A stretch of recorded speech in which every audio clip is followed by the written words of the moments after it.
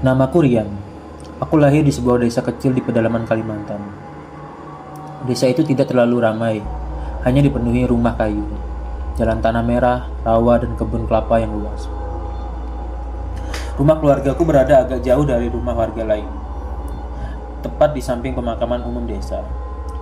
Dulu rumah itu hangat karena ada ibu, tapi sejak ibu meninggal 3 tahun yang lalu, semuanya berubah.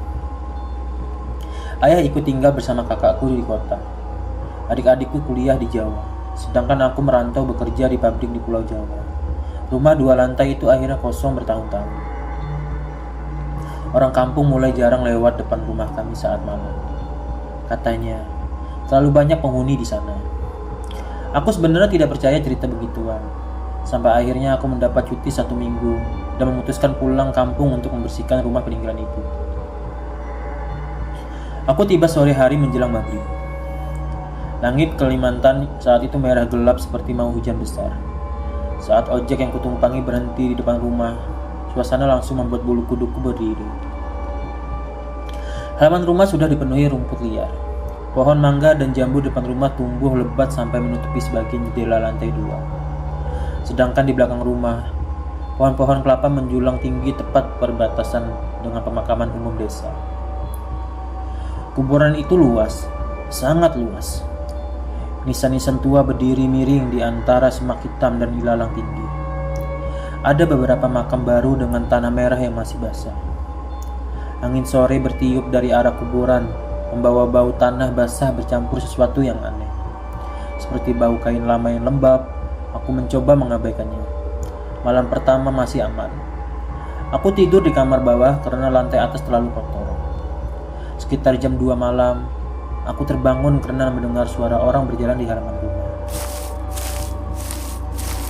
Seperti banyak kaki menginjak rumput kering. Awalnya kukira warga lewat, tapi suara itu tidak menjauh. Malah mengelilingi rumah. Pelan, mengitari rumah berkali-kali. Aku mengintip lewat jendela, dan darahku langsung terasa dingin. Ada banyak sosok berdiri di halaman. Bukan 1, bukan 2, puluhan. Mereka berdiri diam di bawah pohon mangga dan jambu. Tubuh mereka pucat, wajah mereka hitam seperti gosong. Sebagian menunduk, sebagian lagi menatap rumah.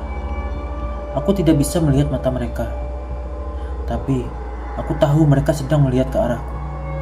Tanganku gemetar sampai tirai jendela bergerak sedikit, dan semua kepala itu perlahan menoleh bersamaan ke arah tempatku mengintip. Jantungku langsung serasa berhenti. Tiba-tiba ada ketukan dari pintu belakang rumah. Pelan, tapi terus-menerus. Aku membeku di tempat. Lalu terdengar suara perempuan tua dari luar. "Rian, buka pintunya." Itu suara ibu. Persis suara ibu. Air mataku langsung jatuh. Aku hampir membuka pintu karena terlalu kangen mendengar suara itu. Tapi kemudian suara ibu berubah menjadi berat, serak, dan tertawa. Ketukan berubah jadi hantaman keras. Pintu belakang bergetar hebat, seperti didobrak banyak orang bersamaan. Aku langsung membaca doa sambil bersembunyi di bawah meja sampai subuh. Pagi harinya, aku keluar rumah dengan wajah pucat.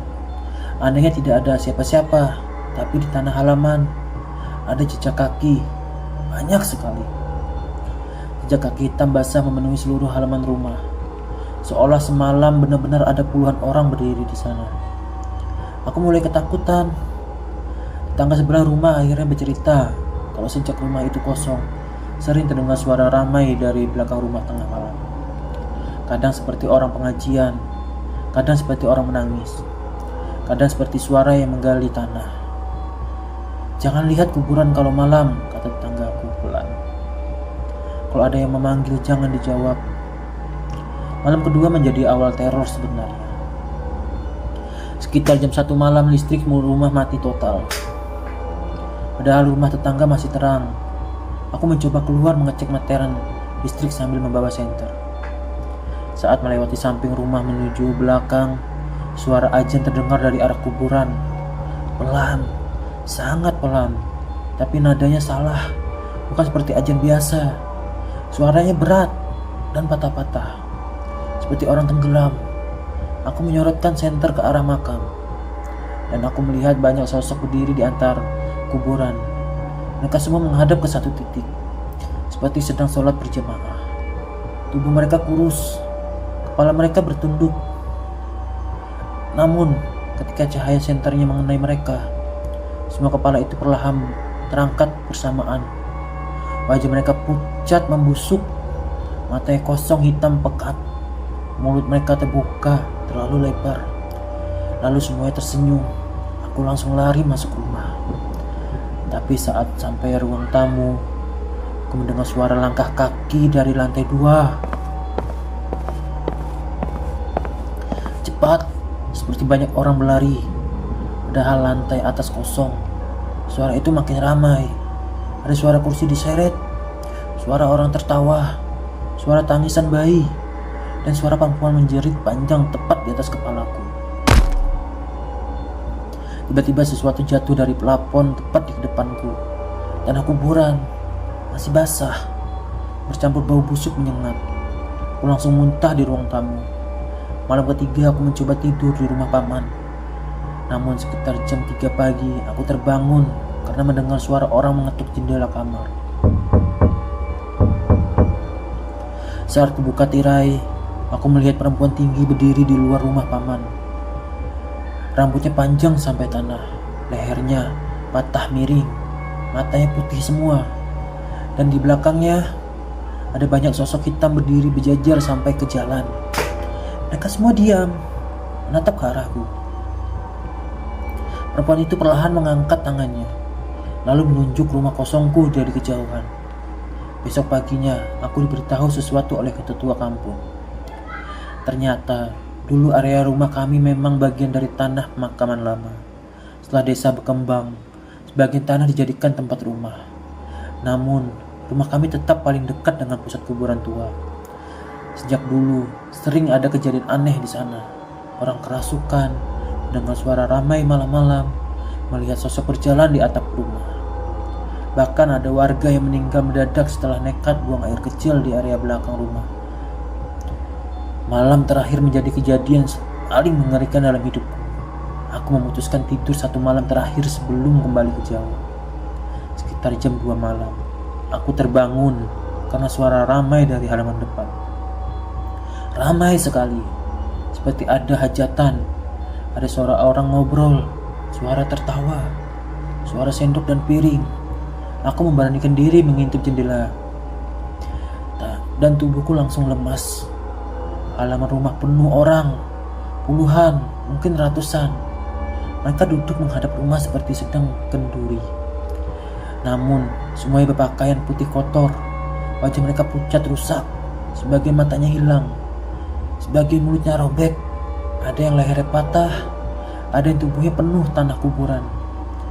Dan di tengah kerumunan itu, aku melihat ibu berdiri. Ibu menatapku sambil menangis. Lalu ibu berteriak sangat keras, "Jangan keluar!" Semua kepala makhluk itu langsung menoleh ke arah jendelaku bersamaan, dan mereka tersenyum. Ketukan mulai terdengar di seluruh dinding rumah, atas, bawah, samping, belakang, seperti ratusan tangan mengetuk rumah bersamaan. Lalu suara mereka mulai memanggil namaku, pelan, namun semakin lama semakin ramai. "Rian, Rian, Rian." Aku hanya bisa menangis sambil membaca doa sampai azan subuh terdengar. Keesokan harinya aku langsung pergi meninggalkan rumah itu. Sampai sekarang rumah itu masih kosong, tidak ada yang berani membelinya. Dan menurut warga sekitar, setiap malam Jumat masih sering banyak sosok berdiri di halaman rumah menghadapi jendela lantai 2, seperti sedang menunggu seseorang pulang lagi.